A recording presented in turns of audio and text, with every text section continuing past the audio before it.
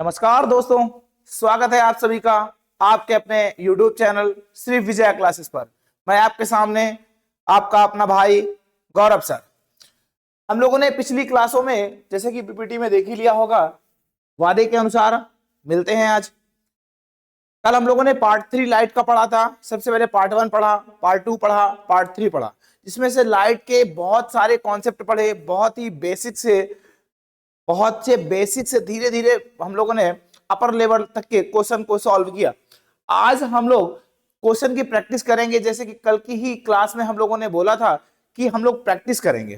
तो आज आपके सामने जैसे दिख रहा है स्लाइड पर कि लाइट कि हम लोग क्या कर रहे होंगे, प्रैक्टिस कर रहे होंगे। आज आंसर देने का समय आ चुका है दोस्तों। आप लोग आंसर करेंगे, ठीक है? आप लोग आंसर करेंगे, फंसना नहीं है। एक भी क्वेश्चनों में आपको आज फंसना नहीं है। बिल्कुल बेहतरीन से आप क्या करेंगे, आंसर करेंगे, कोई दिक्कत नहीं रहेगी, ठीक है? फंसना तो है नहीं। तो एक छोटी सी मोटिवेशन शायरी। फंस गया हूं जिंदगी के कुरुक्षेत्र में अभिमन्यु की तरह। फंस गया हूं जिंदगी के कुरुक्षेत्र में अभिमन्यु की तरह। बचाने वाला कोई नहीं, बचाने वाला कोई नहीं, और मैं मैदान छोड़कर जाने वाला नहीं। आइए इसी के साथ हम लोग क्या करते हैं, क्वेश्चनों को सॉल्व करते हैं। चलिए देखिएगा। तो पहला क्वेश्चन क्या कहता है, सभी लोग फटाक से पढ़िए और आंसर दीजिए। पहला क्वेश्चन कह रहा है, पहला क्वेश्चन बच्चों क्या कह रहा है, ध्यान देंगे हम लोग सब लोग। पहला क्वेश्चन कह रहा है निर्वात में प्रकाश का वेग। ये देखिए, मैं सब कुछ आपको पिछली क्लासों में पढ़ा चुका हूं अच्छे से कि निर्वात में प्रकाश का वेग कितना होता है। निर्वात में प्रकाश का वेग कितना होता है, जल्दी से फटाफट आंसर दीजिए, जल्दी से फटाफट आंसर दीजिए बच्चों, कोई दिक्कत होने वाली नहीं है। देखिए, मैंने आपको बहुत सारे मीडियम बताए थे। फर्स्ट पार्ट में बहुत सारे मीडियम बताए थे, उसमें बताए थे कि निर्वात में प्रकाश का वेग कितना होता है। देखिए मैं फिर से लिखता हूं, ध्यान दीजिए। निर्वात में प्रकाश का वेग, निर्वात में प्रकाश का वेग, प्रकाश का वेग, निर्वात में प्रकाश का वेग। इसके बाद मैं बात करूं जल में, इसके बाद मैं बात करूं कांच माध्यम में, इसके बाद मैं बात करूं कहां पर, कांच माध्यम में। तो बहुत सारे माध्यम पढ़ाए थे। तो सबसे पहले तो आंसर ऊपर वाला देना ही है। निर्वात में प्रकाश का वेग कितना होता है, 3 × 10⁸ मीटर पर सेकेंड। इसके बाद जल माध्यम की बात करें तो जल माध्यम में 2.25 × 10⁸ मीटर पर सेकेंड। इस सभी मीटर प्रति सेकेंड में है बच्चों। दूसरी बात करें कांच माध्यम में तो 2 × 10⁸ मीटर पर सेकेंड। ये देखिए, अदर मीडियम पे भी मैंने आपको आंसर बताए हैं। यहां पर पूछा है आपसे निर्वात में प्रकाश का वेग कितना होगा, तो ऑप्शन नंबर कौन सा सही है, देखिए 3 × 10⁸ मीटर पर सेकेंड। तो ऑप्शन नंबर आपका कौन सा सही है, बी। ठीक है बच्चों, ये जो अलग से पॉइंट बताते जा रहा हूं इनको भी आप नोट करते जाएंगे, ठीक है? आगे आइएगा, हम लोग अगले क्वेश्चन की बात करते हैं। जल्दी जल्दी आंसर बताएंगे सभी लोग। तो आगे हम लोग बात करते हैं, अगला क्वेश्चन कौन सा है। अगला क्वेश्चन आपके सामने है कि प्रकाश, ध्यान दीजिए, आगे बात करते हैं कौन सा है कि प्रकाश डैश डैश डैश में संचरित होता है। संचरित का मतलब चलता है। तो प्रकाश किस रूप में चलता है, मैंने सबसे पहले लेक्चर में ही बताया था आपको कि प्रकाश किस रूप में चलता है।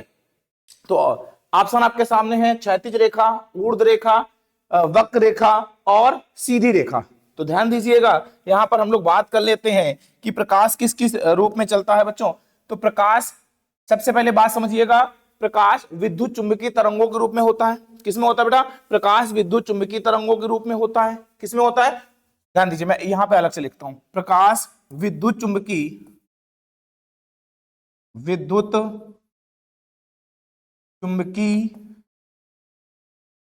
तरंगों के रूप में पाया जाता है।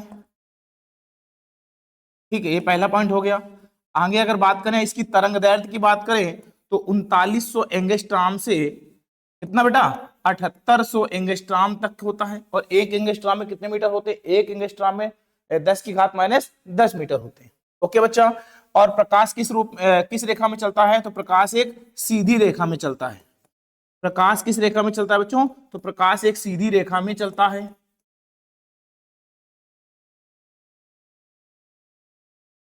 प्रकाश को चलने के लिए किसी माध्यम की आवश्यकता नहीं होती। तो आपके सामने यहाँ पर कौन सा ऑप्शन सही हो जाएगा कि प्रकाश सीधी रेखा में चलता है। ओके बच्चों, किस रेखा में चलता है? तो सीधी रेखा में चलता है। ठीक है, ऑप्शन नंबर डी सही है। ओके ठीक है, फिर आगे बढ़ते हैं हम लोग। आगे क्वेश्चन बढ़ते हैं। प्रकाश का क्वांटम, ध्यान दीजिए, प्रकाश का क्वांटम सिद्धांत किसके द्वारा, यहां पर बात करते हैं कि प्रकाश का क्वांटम सिद्धांत किसके द्वारा प्रदान किया गया था। प्रकाश का क्वांटम सिद्धांत किसके द्वारा प्रदान किया था? ऐसे वैज्ञानिक, इनमें से आइंस्टीन हो गए, न्यूटन हो गए, फैराडे हो गए, प्लांक हो गए। देखिए मैं यहां पर बात करता हूं, इन सभी ऑप्शनों के बारे में बात कर लेता हूं। यहां ध्यान दीजिए सभी लोग। जो आइंस्टीन है उन्होंने क्या बताया? E बराबर mc²। अरे बोलो क्या बताया उन्होंने? E बराबर mc² बताया। न्यूटन ने क्या बताया? अरे न्यूटन ने क्या बताया भाई, बोलिए। न्यूटन ने बताया था F बराबर ma के बारे में बताया था। क्या बताया था? F बराबर ma के बारे में बताया था। दूसरी बात इन्होंने बताई थी F बराबर G m1 m2 बटे r²। ये भी तो बताया था कि नहीं बताया था कि ब्रह्मांड में स्थित किन्हीं दो पिंडों के मध्य, ये वाला फार्मूला लगता है कि नहीं लगता? यहाँ पर ध्यान दीजिए। दूसरा फैराडे के नियम। फैराडे कितने नियम होते हैं? 2 नियम होते हैं। बात समझ में आ रही कि नहीं आ रही? तो ऑप्शन कौन सा बचा? प्रकाश का क्वांटम सिद्धांत किसके द्वारा प्रदान किया गया? तो प्रकाश का क्वांटम सिद्धांत, ध्यान दीजिए बच्चों, प्रकाश का क्वांटम सिद्धांत ये नहीं भैया, ठीक है, ये तो फैराडे के कितने नियम हुए? 2 रूल है। तो प्रकाश का क्वांटम सिद्धांत किसके द्वारा है? प्लांक के अनुसार। किसके अनुसार है? इनका पूरा नाम था मैक्स प्लांक। क्या बच्चा? Max Planck.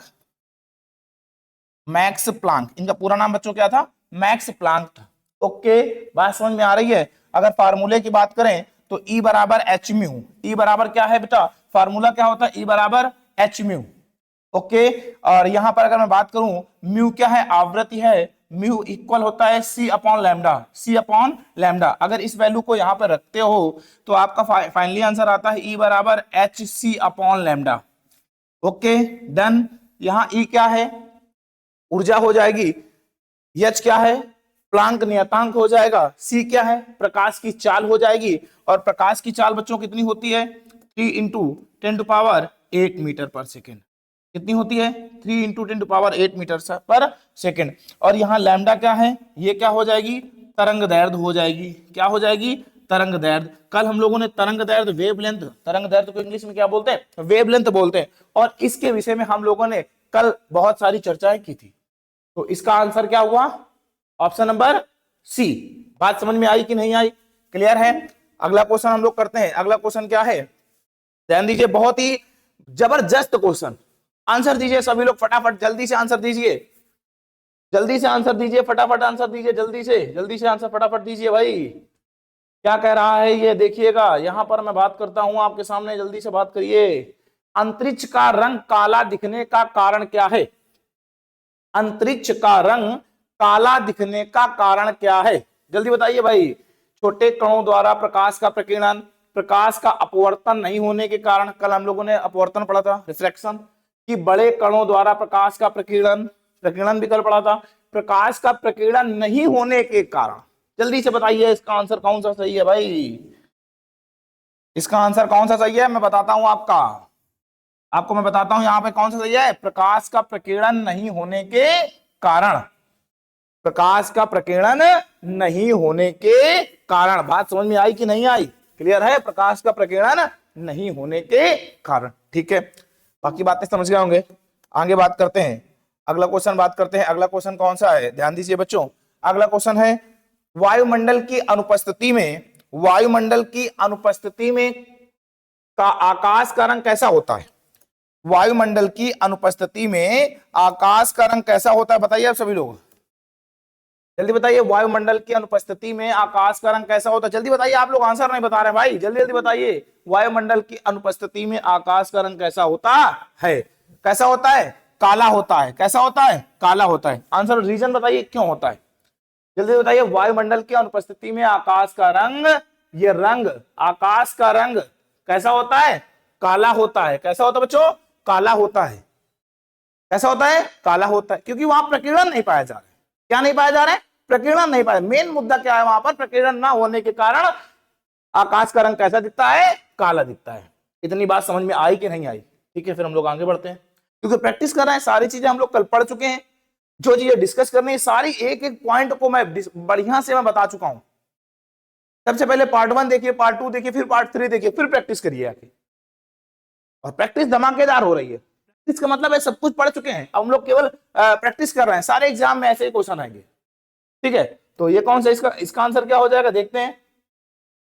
इसका आंसर हो जाएगा गहरे समुद्र में। क्वेश्चन पढ़िए पहले। गहरे समुद्र में पानी का रंग नीला किसके कारण दिखाई देता है? प्रकाश के प्रकीर्णन के कारण, प्रकाश के अपवर्तन के परावर्तन के कारण, प्रकाश के अपवर्तन के कारण, प्रकाश के वर्ण विक्षेपण के कारण। तो आइए हर एक ऑप्शन के बारे में हम लोग बात कर लेते हैं कि भैया ये प्रकाश का परावर्तन क्या होता है। बच्चों प्रकाश का परावर्तन क्या होता है? मैंने आपको बताया था कि इस प्रकार से यहां पर दर्पण होता है। क्या होता है? दर्पण होता है। प्रकाश इस प्रकार से आपतित होती है और टकरा करके उसी माध्यम में वापस लौट जाती है। ये किरण कहलाती है आपतित किरण, और ये कहलाती है कौन सी? परावर्तित किरण। और ये अभिलंब होता है, नॉर्मल होता है। जिस मार्ग में आता है उसी मार्ग में टकरा करके वापस लौट जाता है। ये किसका नियम था? प्रकाश का परावर्तन का। अपवर्तन का नियम क्या था? कल हम लोगों ने पढ़ा था कि जब प्रकाश किरण एक माध्यम से दूसरे माध्यम में जाती है तो वह अपने मार्ग से, अगर मान लो इधर विरल माध्यम है और इधर कौन सा माध्यम है? सघन माध्यम है, तो विरल माध्यम से सघन माध्यम में जाती है तो अभिलंब की ओर झुक जाती है। तो प्रकाश के अपवर्तन के विषय में मैंने क्या बताया था कि जब प्रकाश किरण एक माध्यम से दूसरे माध्यम में जाती है तो वह अपने मार्ग से विचलित हो जाती है। इसे कौन सा नियम कहते हैं? प्रकाश का अपवर्तन का नियम कहते हैं। वर्ण विक्षेपण क्या था? इसके विषय में जानकारी कर लेते हैं। मैंने आपको यहाँ पर ऐसे प्रिज्म बनाया था। क्या बनाया था बच्चों? प्रिज्म बनाया था। जब प्रिज्म में सफेद प्रकाश डाला था तो वह अपने 7 रंगों में, कितने रंगों में बच्चों? 7 रंगों में विभक्त हो गया था। 1 2 3 4 5 6 और ये 7। ये कौन कौन से थे? VIBGYOR, VIBGYOR। सबसे ज्यादा तरंग दैर्घ्य किसकी होती है? रेड की होती है, लाल रंग की होती है। क्लियर है कि नहीं? तो यहां पर हम लोगों ने किसके विषय में भी चर्चा नहीं किया? प्रकाश के प्रकीर्णन। तो इसका आंसर कौन सा हो जाएगा बच्चों? प्रकाश का प्रकीर्णन। प्रकाश का प्रकीर्णन। समझ में आ रही? देखिए हर एक ऑप्शन के विषय में हम लोग चर्चा कर रहे हैं, और ये सब कुछ जो बच्चे डेली जुड़े हुए हैं वो देख पा रहे होंगे कि हम लोग अच्छे से इनको कल चर्चा किए थे। पिछले वीडियो में हम लोगों ने चर्चा इनकी की हुई थी। बात समझ में आ रही कि नहीं आ रही? ठीक है, हम लोग आगे बात करते हैं। आइए आगे विषय की बात करते हैं। तो आगे विषय की अगर बात करें तो आगे विषय क्या है कि एक समतल दर्पण के लिए छवि होती है। छवि मतलब प्रतिबिंब कैसा बनता है, आपका इमेज कैसा बनता है मेरे प्यारे बच्चों? जल्दी से ऑप्शन आंसर दीजिए भाई। एक समतल दर्पण के लिए, समतल दर्पण का मतलब होता है प्लेन मिरर। इसके विषय में हम लोगों ने पहले वीडियो में पढ़े थे। अगर आपको समतल दर्पण प्लेन मिरर के बारे में नहीं पता है तो पहला वीडियो खोलिएगा और उसको एक बार अच्छे से देखिएगा। समतल दर्पण का एक भी क्वेश्चन आपको बाहर से पढ़ने की जरूरत नहीं है। समतल दर्पण के लिए छवि होती है, जल्दी से बताइए फटाफट। वास्तविक और पार्श्विक सीधा, वास्तविक और सीधी, आभासी और सीधी, आभासी और पार्श्विक उल्टी। अब ये बच्चों को डिस्टर्ब कर रहा है, ये सब पार्श्व क्या है? लिटरली इनवर्स इसको बोलते हैं इंग्लिश में, लिटरली इनवर्स बोलते हैं। मैंने आपको बताया था समतल दर्पण के विषय में अगर हम बात कर लें, यहां हेडिंग डाल लेंगे, जिनको नहीं पढ़ा है वो हेडिंग डाल लेंगे फिर से समतल दर्पण के विषय में। समतल दर्पण की छोटी सी बात बताता हूं, यहां पर ध्यान दीजिए। समतल दर्पण में सदैव प्रतिबिंब कैसा बनता है बच्चों? आभासी बनता है। कैसा बनता है? आभासी बनता है। सीधा बनता है। कैसा बनता है? सीधा बनता है। वस्तु के बराबर बनता है। वस्तु के बराबर बनता है। बराबर बनता है। जितने आगे, अगर दर्पण के आगे जितने आगे वस्तु है उतना ही दर्पण के पीछे उसका इमेज अर्थात छवि अर्थात प्रतिबिंब बनता है। बात समझ में आ रही? और समान ऊंचाई का बनता है। ऊंचाइयां भी इसकी क्या होती है बच्चों? ऊंचाई बराबर होती है। ऊंचाई क्या होती है? बराबर होती है। हर एक पॉइंट के विषय में हम लोग बात कर चुके हैं। तो इसका आंसर कौन सा हो जाएगा? आभासी और पार्श्व उल्टी। आभासी और पार्श्व उल्टी। अच्छा आभासी तो ठीक है, आभासी बना रहे, यहां पे देखिए मैंने पढ़ाया ना आभासी। अच्छा सर पार्श्व उल्टी क्या है? जैसे मैंने पार्ट्स उल्टी का मतलब समझाता हूँ, जैसे मैं अपने फोन की सहायता से, ये देखिए ये मेरा फोन है, अच्छा ये क्या है, फोन है, इसको ऐसे घुमा दिया, ये पार्ट्स उल्टा है, इसको ऐसे घुमा दिया तो पूरा पूरा उल्टा है। बात समझ आ रही कि नहीं, विपरीत हो जाए आपको जी। ये देखिए इसको इस प्रकार ऐसे घुमाना है, ऐसे दाएं है तो बाएं कर देना, बाएं है तो दाएं कर देना, उल्टा ऐसे घुमा देना, इसको बोलते हैं पार्ट्स उल्टी, लिटरली इनवर्स। ओके समझ गया हूं, ठीक है। क्वेश्चन कर पा रहा है कि नहीं इसका आंसर, आगे बात करते हैं। अगला क्वेश्चन, आंसर देते जाइए भाई सभी लोग। इसका आंसर क्या कह रहा है, हाँ चलिए जल्दी से आंसर दीजिए सभी लोग इसका, आप लोगों से इसका आंसर चाहिए, बहुत बढ़िया, ध्यान दीजिए सभी लोग। कह रहा है किसी अवतल दर्पण की वक्रता त्रिज्या, अच्छा वक्रता त्रिज्या को बच्चों किससे लिखते हो, वक्रता त्रिज्या को किससे लिखते हो जल्दी से बताओ। वक्रता त्रिज्या जो होता है कैपिटल आर से लिखते हैं बच्चों, किससे लिखते हो, कैपिटल आर से। वक्रता त्रिज्या किसकी, अवतल दर्पण। यहां सबसे पहले अच्छा बताइए दर्पण कितने प्रकार के होते हैं, बोलो बेटा दर्पण कितने प्रकार के, दर्पण दो प्रकार के, एक गोली दर्पण और एक समतल दर्पण। बच्चों जो पूछो दर्पण कितने प्रकार के होते हैं, फटाक से आंसर देंगे सर उत्तल दर्पण और अवतल दर्पण। अरे यार थोड़ा रुक लिया करो, पढ़ो, आओ इस प्लेटफॉर्म से जुड़ो, देखो कितनी गहराई से चीजें पता चलती। दर्पण दो प्रकार के होते हैं, एक गोली दर्पण और एक समतल दर्पण। गोली दर्पण दो प्रकार का होता है, एक उत्तल दर्पण और एक अवतल दर्पण। ओके बच्चों, ठीक है। तो मैं बात करता हूं अवतल दर्पण। क्वेश्चन कह किसी अवतल दर्पण की वक्रता त्रिज्या 12 सेंटीमीटर है, 12 सेंटीमीटर, सीओएम नहीं, 12 सेंटीमीटर है। नई कार्तीय चिन्ह परिपाटी का पालन करते हुए मुख्य फोकस एक्स बराबर पर स्थित होगा। जल्दी से बताइए एफ का मान, मुख्य फोकस एफ का मान बताना है। किसका मान बताना है, F is equal to question mark. मेरे प्यारे बच्चों आइए मैं बात करता हूं, आर की वैल्यू कितनी दी हुई है, 12 सेंटीमीटर। ओके भाई, आपको पता है कि फोकस दूरी एफ इक्वल फार्मूला क्या होता है, आर बाई टू। एफ बराबर फार्मूला क्या होता है, आर बाई टू होता है। अच्छा अवतल दर्पण की फोकस दूरी ऋणात्मक आती है, किसकी आती है बच्चों, ऋणात्मक आती है। तो यहां पर वैल्यू रखिएगा एफ बराबर कितना, 12/2, तो एफ बराबर कितना आ गया, 6 सेंटीमीटर। कितना आ गया, 6 सेंटीमीटर। लेकिन यहां पर आप ये भी तो देखिए कौन सा दर्पण है, अवतल दर्पण है। तो अवतल दर्पण की फोकस दूरी बेटा कैसी होती है, ऋणात्मक, माइनस की निगेटिव, तो ऋणात्मक किसका हो जाएगा, 6 सेंटीमीटर। तो यहां पर आपके सामने आंसर कौन सा सही, ऑप्शन नंबर कौन सा सही है, देखिए -6 सेंटीमीटर। ये देखिए, ये देखिए, बात समझ में आ रही कि नहीं बच्चों, आ रही है। बच्चों क्या करते हैं, अरे 6 ये बराबर 6 सेंटीमीटर प्लस का आ गया, फटाक से डी वाले करके आएंगे, अरे गलत हो जाएगा। अच्छे से पहले समझें कि अवतल दर्पण की सारी value F U V negative होते हैं, तो इसकी वैल्यू किसकी आएगी, निगेटिव की आएगी, तो एफ की वैल्यू निगेटिव। देखिए पूरा सॉल्व किया। ओके बच्चों, तो आगे बात करते हैं हम लोग, अगले क्वेश्चन पे चलते हैं। अगला क्वेश्चन अपना कौन सा है इसको देखते हैं, ठीक है, जल्दी से करिए। सेम टाइप का क्वेश्चन है लेकिन यहां पर थोड़ा सा अंतर है, थोड़ा सा अंतर क्या है उसको देखिएगा गौर से और हमको बताइएगा क्या अंतर है। कह रहा किसी उत्तल दर्पण, अभी कौन सा दर्पण था, अवतल दर्पण था, कौन सा दर्पण था, अवतल दर्पण था। अब कौन सा दर्पण है, उत्तल दर्पण। ये देखिए उत्तल दर्पण की वक्रता त्रिज्या, फिर से वही वैल्यू, आर की वैल्यू इस बार कितने दिया है, 15 सेंटीमीटर, फिर से 15 सेंटीमीटर है इस बार। इसी उत्तल दर्पण की फोकस दूरी 15 सेंटीमीटर है। नई कार्तीय चिन्ह परिपाटी का पालन करते हुए मुख्य फोकस एक्स पर एफ इक्वल क्वेश्चन मार्क। बताइए प्यारे बच्चों इसका आंसर बताइए, जल्दी से बताइए फटाक, इसको तो बता सकते हैं फटाक। उत्तल दर्पण की वक्रता त्रिज्या है, आर का मान 15 सेंटीमीटर है, फिर से वही से एफ इक्वल कितना, आर बाई टू। एफ बराबर बच्चों कितना, आर बाई टू।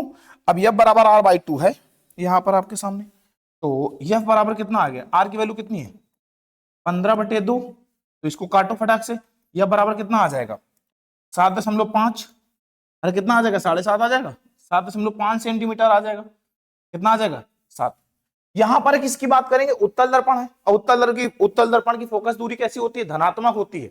उत्तल दर्पण की फोकस दूरी बच्चों कैसी होती है, धनात्मक होती है। तो यहां पर 7 देखो यहाँ पर ऑप्शन तुम्हें कंफ्यूज करने के लिए 7.5 माइनस का भी है और 7.5 सेंटीमीटर प्लस का भी है। तो ऑप्शन नंबर कौन सा सही होगा इस बार, डी नंबर। बात समझ में आ रही कि नहीं आ रही, ठीक है मेरे प्यारे बच्चों। तो इस बार हम लोग आगे बात करते हैं, अगले क्वेश्चन की बात करते हैं। अगला क्वेश्चन आपके सामने कौन सा है, 10वें नंबर का। हम लोग देखिए एक एक क्वेश्चन करके 10वें नंबर तक पहुंच चुके हैं। और 10वें नंबर क्या कह रहा है, अवतल दर्पण के सामने रखी वस्तु, अवतल दर्पण के सामने रखी वस्तु का अनंत पर एक वास्तविक और उल्टा प्रतिबिंब बनता है। कैसे बनता है, अरे कितनी गजब की बात हो गई। वस्तु का अनंत पर एक वास्तविक और उल्टा प्रतिबिंब बनता है, तो वस्तु कहां रखी होगी।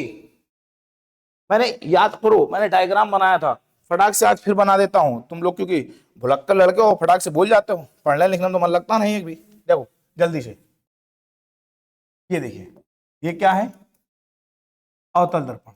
कौन सा दर्पण है, अवतल दर्पण है। यहां पर ऐसे फटाक से चिन्ह बनाया, ये मुख्य अक्ष है, ये क्या है बच्चों, ध्रुव है। यहाँ क्या है, इन्फिनाइट है। यहां पर एक वस्तु रखी है, यहां पर क्या है आपका एफ है, यहां पर क्या है सी है। एक वस्तु यहां रखी है, एक वस्तु यहां रखी है तीसरे नंबर की, एक वस्तु यहां रखी है, एक वस्तु यहां रखी है, एक वस्तु यहां रखी है। नंबरिंग करिए, 1 2 3 4 5 6। इसको छोड़ के पहले वाले 1 2 3 4 5, और ये 6वें नंबर कहाँ, आज रिवीजन का दौर है इस वजह से फटाक से बता दिया, नहीं तो पहले वाली ही वीडियो पे मैंने इसको बहुत ही अच्छे से बताया था, वहां पर एक एक चीजें देखिए। अच्छा नंबरिंग करिए, यहाँ पर भी 1 2 3 4 और ये 5 और ये 6। ये क्या है बेटा, ऊपर वाली ऑब्जेक्ट है। क्या है मेरे प्यारे बच्चों, ऑब्जेक्ट है। और नीचे वाली चीजें क्या है, इमेज है। क्या है बच्चों, इमेज है। अब वो कह रहा है सामने रखी वस्तु का अनंत पर, कहां पर, अनंत पर एक वास्तविक और उल्टा प्रतिबिंब बनाता है। अनंत पर कहां बनना है, ये देखो अनंत पर, ये तुम्हारे सामने बन रहा है, ये देखो ये अनंत पर बन रहा है बच्चों, अनंत पर ये बन रहा है, अनंत पर। और इधर की सारी चिन्ह कैसे होती है, वास्तविक होते हैं। कैसे होते हैं, वास्तविक होते हैं। जो उल्टा होते हैं वो वास्तविक होते हैं, जो उल्टा होते हैं वो वास्तविक होते हैं।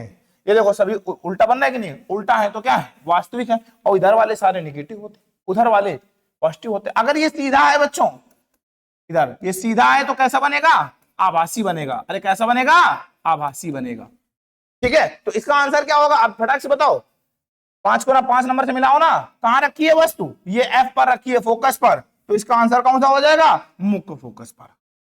बोलो बात समझ में आ रही कि नहीं। अब हर एक क्वेश्चन का आप जवाब दे सकते हो फटाफट। वक्रता केंद्र पर अगर रखी होगी तो कहां पर उसका इमेज बना रहा होगा, वक्रता केंद्र पर बना रहा होगा। कैसा, वास्तविक। कैसा, उल्टा की सीधा, उल्टा। निगेटिव की पॉजिटिव, निगेटिव। हर एक आंसर तो बता पा रहे। क्लियर है। तो हम लोगों ने 10 तक क्वेश्चन किए, आगे करते हैं हम लोग 11वें नंबर की बात करते हैं। उत्तल दर्पण की फोकस दूरी होती है, अभी मैं बता के चला आ रहा हूं, अभी मैं फटाक से आपको बता के चला आ रहा हूं कि उत्तल दर्पण की फोकस दूरी कैसी होती है। तो उत्तल दर्पण की फोकस दूरी बच्चों कैसी होती है, बताएं जल्दी से, धनात्मक होती है। और अवतल दर्पण की फोकस दूरी ऋणात्मक होती है। अवतल दर्पण की फोकस दूरी, अवतल दर्पण की फोकस दूरी कैसी होती है बच्चों, निगेटिव होती है। उत्तल दर्पण की फोकस दूरी, उत्तल दर्पण की फोकस दूरी कैसी होती है, पॉजिटिव होती है। ठीक है, तो यहां पर आंसर कौन सा सही हो जाएगा आपका, ऑप्शन नंबर डी सही हो जाएगा। अरे बोलो बात समझ में आ रही कि नहीं आ रही। ठीक है, अब हम लोग बात करते हैं अगले क्वेश्चन की। अगला क्वेश्चन कौन सा है, बादलों का रंग किसके कारण दिखाई देता है। बादलों का रंग सफेद, बादलों का रंग किसके, सफेद किसके कारण दिखाई देता है। अच्छा कल मैंने आपको एक चीज पढ़ाई थी, क्या, प्रकाश का अपवर्तन, कि प्रकाश का अपवर्तन जब एक माध्यम से दूसरे माध्यम में जाता है तो क्या नहीं बदलता है। नहीं आपको याद होगा, कल वाला वीडियो देखोगे तो याद रखोगे ना। बॉटल उठाई थी, टार्च इधर से जलवाया था, आपको दिखाया था कि एक माध्यम से जब दूसरे माध्यम में जाता है तो उसका रंग नहीं बदलता। क्या नहीं बदलता, रंग, कलर नहीं बदलता। और फ्रीक्वेंसी और आवृत्ति नहीं बदलती बच्चों। क्या नहीं बदलती, आवृत्ति नहीं बदलती। वो तो कल की बात हो गई। लेकिन बात करते हैं बादलों का रंग सफेद, बादलों का रंग सफेद, बादलों का रंग सफेद के कारण होता है। किसके कारण बादलों का रंग सफेद होता है, जल्दी बताइए। प्रकाश के प्रकीर्णन के कारण। ये देखिए अपवर्तन क्या होता है, बात कर चुके हैं। विकिरण क्या होता है, ये भी अभी पिछली बात कर चुके हैं। परावर्तन क्या होता है, ये भी बात कर चुके हैं। प्रकाश का प्रकीर्णन क्या होता है, ये देखिए बादलों का रंग सफेद। जैसे कि आपने देखा होगा कि रेड लाइट, जो चौराहों पे रेड लाइट जलती होती है क्रॉसिंग पे, क्रॉस करने के लिए बताती है कि रुकना है, जाना है, अभी रुकना है।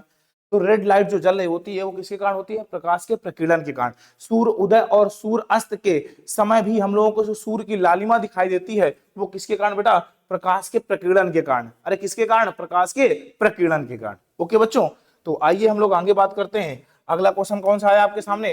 13वें नंबर का आंसर।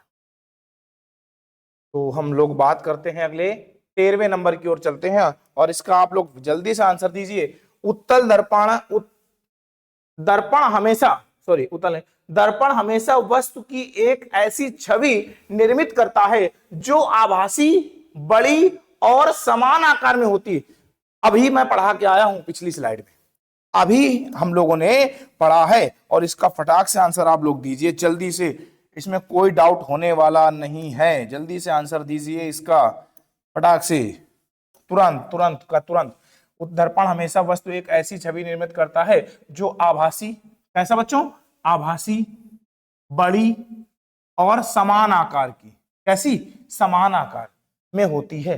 मैंने अभी आपको बताया था, यहां पर उस दिन भी ऐसे बताया था। यहां पर एक समतल दर्पण है, एक दर्पण है, ठीक है ना। अगर वस्तु, यहां पर कोई व्यक्ति खड़ा है, यहां पर कोई व्यक्ति खड़ा है, मान लो x मीटर पर खड़ा है, तो इसका प्रतिबिंब भी कितने मीटर पर बनेगा बच्चों? बस इसका x मीटर पर, कितने मीटर पर? x मीटर पर। तो ये कौन सा दर्पण है आपके सामने? समतल दर्पण। अरे मेरे प्यारे बच्चों, कौन सा दर्पण है? समतल दर्पण है, प्लेन मिरर है। बात समझ में आ रही कि नहीं आ रही? तो छवि आभासी बनाएगा, यहां है तो वहां बनाएगा। बात समझ में आ रही कि नहीं आ रही? और समान आकार की, अगर इसकी ऊंचाई h है तो इसकी ऊंचाई भी बच्चों कितनी होगी? h ही होगी। बात समझ में आ रही नहीं आ रही? तो इसका ऑप्शन नंबर कौन सा सही हो गया? समतल दर्पण, प्लेन मिरर। बात समझ में आ रही कि नहीं आ रही? ओके मेरे प्यारे बच्चों, आगे बात करते हैं। अगला कौन सा क्वेश्चन है? 14वें नंबर का। हाँ आइए, बहुत ही बढ़िया क्वेश्चन है, इसको सॉल्व करेंगे तभी बता पाएंगे। कह रहा है दर्पण सूत्र के अनुसार गोली दर्पण की मुख्य फोकस पूर्ण किसके बराबर होगी? चलिए आइए मैं बात करता हूं, यहां पर इसको सॉल्व करके आपको दिखाता हूं तो आप लोग बता पाएंगे।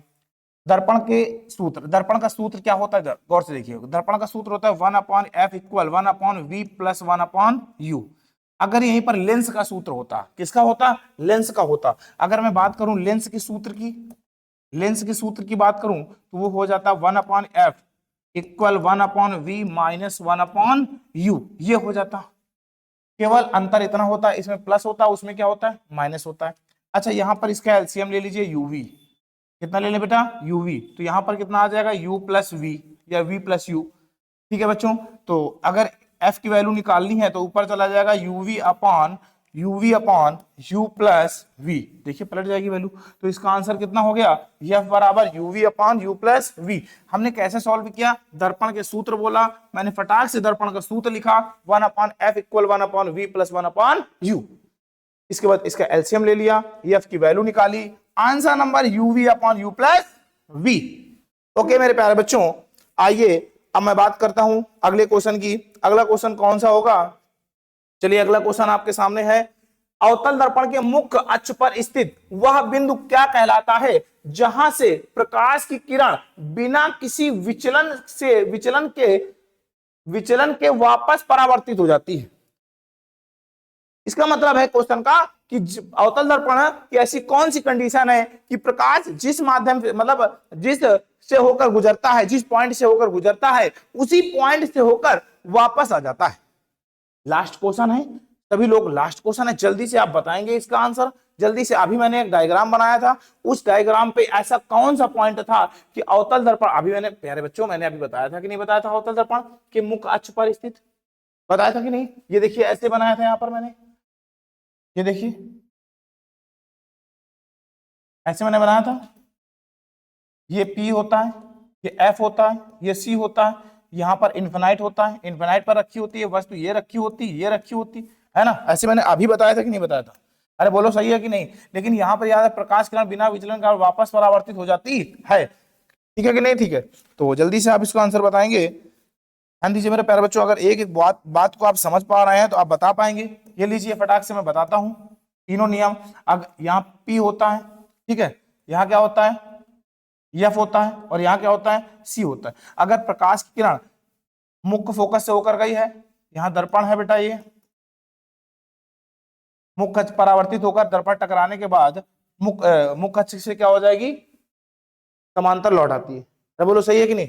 अगर अगले नियम की बात करें, ये नियम क्या कहलाता है, और सी देखते जाइए, एक एक बात अगर करते हैं, ये P हो गया, ये F हो गया, और ये क्या हो गया, C हो गया। अगर कोई प्रकाश किरण मुख्य अक्ष के समांतर आपतित होती है तो वह फोकस से होकर परावर्तित हो जाती, ठीक है। और तीसरा नियम, और इसी का आंसर छुपा है इसमें, देखिएगा लास्ट क्वेश्चन है, इसको अच्छे से देखिएगा प्यारे बच्चों। ये मुख्य फोकस हो गई, ये मुख्य अक्ष हो गई, P हो गया, ये F हो गया, और ये C हो गया। तो अगर प्रकाश किरण वक्रता केंद्र से होकर जाती है तो वह उसी मार्ग से वापस लौट आती है। तो वही तो कह रहा है क्वेश्चन, बिना विचलन के वापस परावर्तित हो जाए। तो इसका आंसर कितना हो जाएगा, वक्रता केंद्र, वक्रता केंद्र से होकर जाती है तो उसी मार्ग में वापस लौट आती है। बात समझ में आई कि नहीं आई बच्चों। तो हम लोग आगे बात करते हैं। अगला क्वेश्चन कौन सा हो जाएगा, अगला क्वेश्चन क्या हो जाएगा, मैंने 15, आज हम लोगों ने 15 क्वेश्चन की प्रैक्टिस की बच्चों। कितने क्वेश्चन की प्रैक्टिस की, 15 क्वेश्चन की प्रैक्टिस की। Thank you for watching. आज हम लोगों ने 15 क्वेश्चन की प्रैक्टिस किया, और एक एक क्वेश्चन, जितने ऑप्शन थे हम लोगों ने सारे ऑप्शन को अच्छे से हम लोगों ने पढ़ा। आज आप लोग ये देखेंगे कि तीन वीडियो में हम लोगों ने पढ़ा है, उसका कितना आज हम लोगों को फायदा मिला है। हम लोग मिलते हैं, इसको अच्छे से पढ़िएगा, और ज्यादा से ज्यादा इस वीडियो को सब्सक्राइब करिए, और ज्यादा से ज्यादा इस वीडियो को प्यार दीजिए, शेयर कीजिए। Thank you.